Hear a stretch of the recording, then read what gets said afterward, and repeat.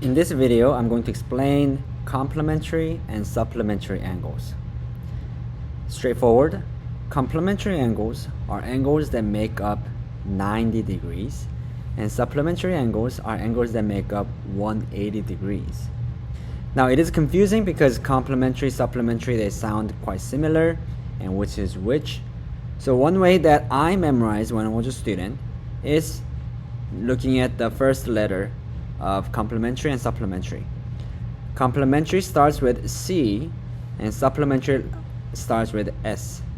Now if you know our alphabet, C comes before S.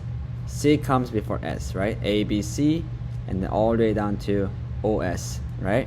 So S comes much later. We have a 90 and 180. Now if you were just counting numbers, 90 comes before 180. 90 is a smaller number than 180. So C comes before, 90 comes before. So complementary, 90. S comes later, and 180 is after 90. So S, supplementary, with the 180.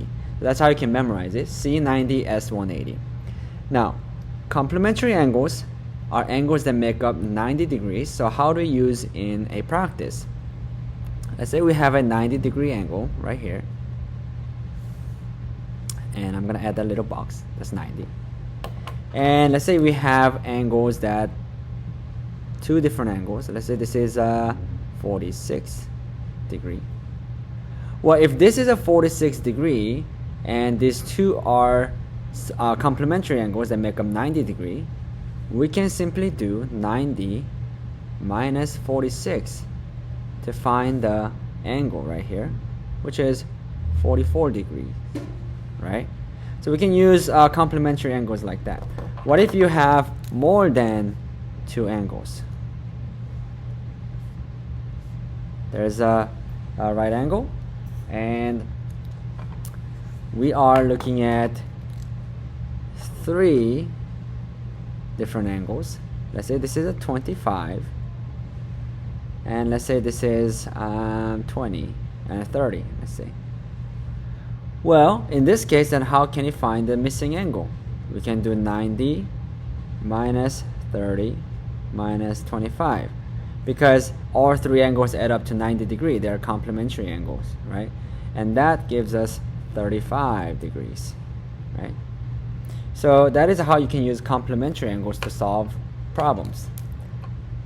Did I say complementary? Yeah. Supplementary angles, on the other hand, are angles that make up 180 degrees.